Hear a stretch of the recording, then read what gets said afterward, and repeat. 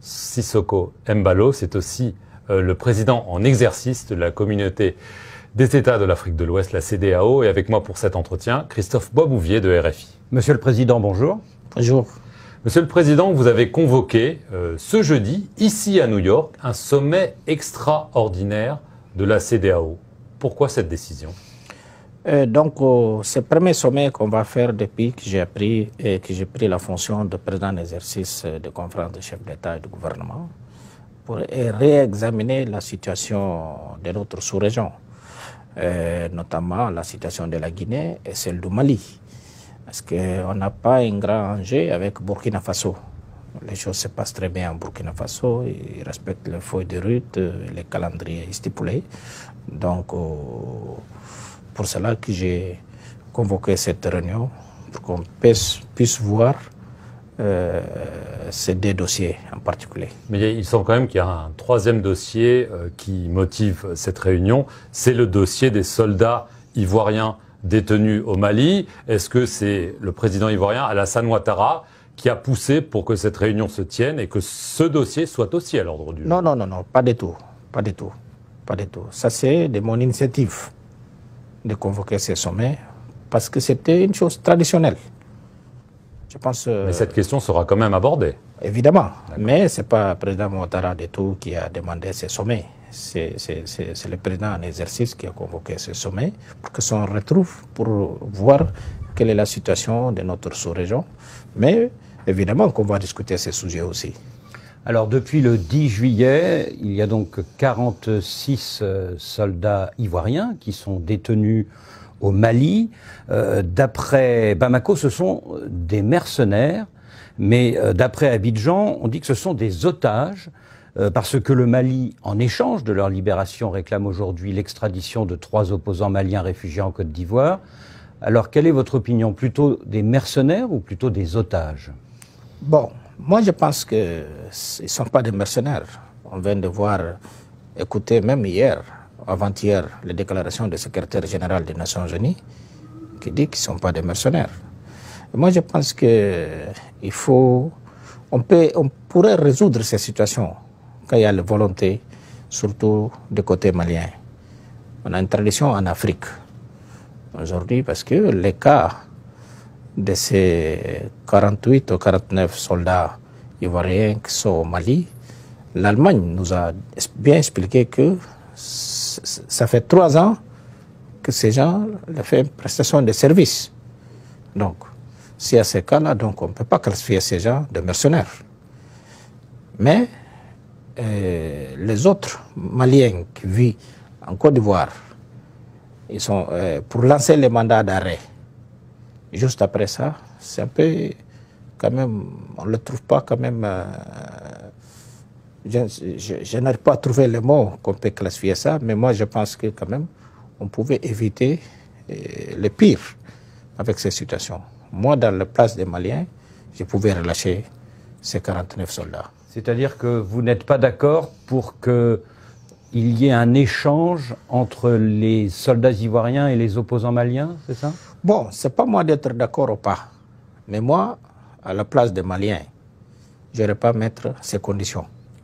Alors justement, il y a eu ces dernières semaines des tentatives de médiation, il y a eu le Nigeria, il y a eu notamment le Togo, sans issue pour le moment, à part la libération de 3 femmes soldats, mais il y en a toujours 46 qui sont détenues. Alors très concrètement, est-ce que vous avez récemment parlé au colonel Assimi Goïta de cette question? Et est-ce que ici à New York, vous allez rencontrer le chef de la délégation malienne, le Premier ministre par intérim, Abdoulaye Maga, pour essayer de dénouer ce problème? Non, ce n'est pas prévu. Depuis que j'ai pris la fonction de président en exercice, je n'ai pas eu aucun contact avec Goïta. Je n'ai pas eu aucun contact avec Goïta. Donc, ce n'est pas prévu aussi que je rencontre la délégation malienne. Vous ne voulez pas leur parler? Non, mais bon, moi je suis président en exercice de la CEDEAO, donc je ne peux pas me radicaliser pour dire que je ne peux pas parler à un pays membre de la CEDEAO, même s'ils sont expulsés, mais ça c'est dans la conférence, dans les choses de la CEDEAO, mais on ne peut pas les expulser aussi, qu'il n'y a pas le dialogue. Parce qu'aujourd'hui, en tant que président en exercice, je dois parler avec tous les États membres. Vous avez pris la présidence de la CEDEAO au moment où cette organisation a levé les sanctions économiques et commerciales contre le Mali. C'était au début du mois de juillet. Si on n'arrive pas à régler ce problème des soldats ivoiriens détenus au Mali, est-ce que de nouvelles sanctions pourraient être mises sur la table ou pas? Bon, tout est possible. Tout est sur la table. Mais comme vous le savez, moi je suis que le représentant de tous les chefs d'État. C'est comme ça qu'on fonctionne à la CEDEAO. Ce n'est pas moi, parce que je suis président en exercice, que je dois prendre une décision unilatérale. Il faut un consensus de tous les chefs d'État. Mais quel est votre point de vue à vous? Bon, moi je ne vais pas en parler trop par rapport à ces sujets, parce que je suis président en exercice. Je dois d'abord écouter, c'est pour cela qu'on a convoqué une sanction. Mais quand même, moi, ma position personnelle, je pense que c'est... D'ailleurs, le président Ouattara, c'est parmi les chefs d'État qui ont demandé d'une manière insistée pour qu'on lève les sanctions aux Maliens. Il y a 3 mois. Oui, le président Ouattara, c'est parmi les chefs d'État qui ont demandé pour lever les sanctions. Bon, je ne dis pas oui ou non, mais moi, je dis juste que ce président Ouattara, il est parmi les chefs d'État qui ont demandé pour lever les sanctions maliennes. Comme moi, je suis le premier chef d'État qui est parti au Mali.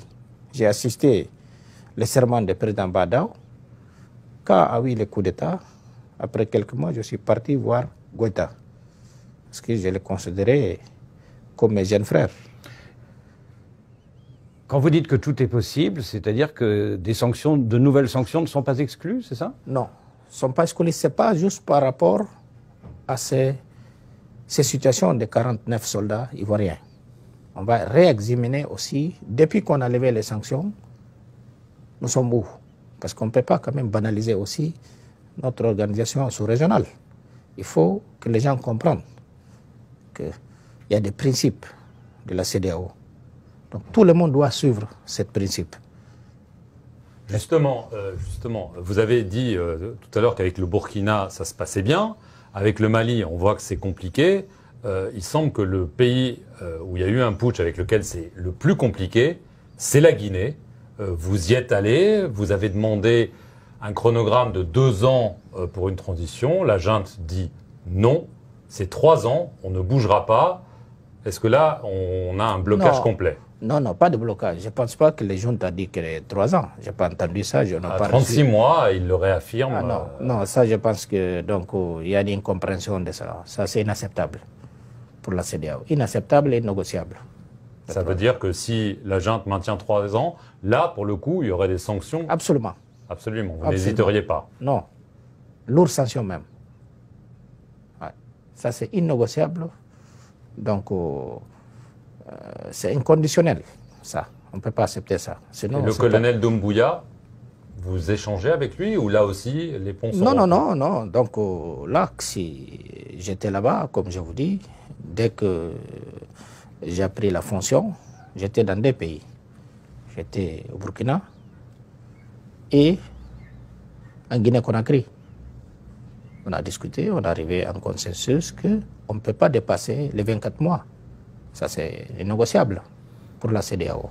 Oui, mais une fois que vous avez dit ça, que le colonel Doumbouya était d'accord pour 24 mois, les autorités guinéennes ont démenti. Elles ont dit non, c'est 36 mois. Bon, tout ça, on va le voir après-demain, pendant notre sommet. Et là, on va voir quelles sont les dispositifs qu'on va prendre par rapport à ça. Mais une chose que je peux vous assurer, c'est négociable de la part de la CEDEAO, les 36 mois. Le 28 juillet dernier, Monsieur le Président, lors de la visite du président Macron dans votre pays, vous avez annoncé que vous souhaitiez la création d'une force anti-putsch au niveau de l'Afrique de l'Ouest. C'est vrai que vous-même avez été victime d'une tentative de coup d'État il y a 6 mois à Bissau.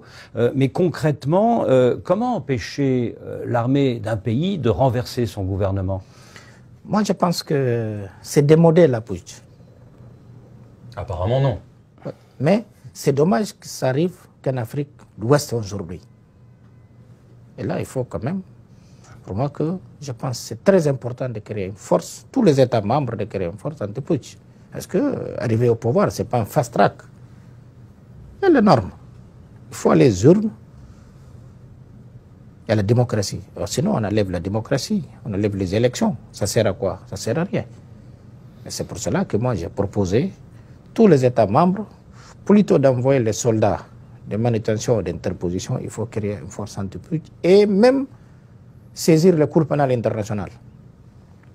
Mais est-ce que vous allez mettre cela formellement sur la table de la CEDEAO? Absolument. Peut-être là, ici à New York? Tout à fait, tout à fait. Je vais en parler à mes collègues, à mes pairs, donc pour voir ces situations. Parce que sinon, ce n'est pas la peine qu'on fasse les élections. Ça sert à quoi? Ça sert à rien.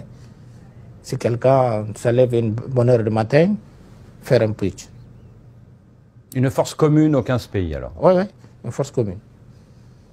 Merci, Monsieur le Président, de nous avoir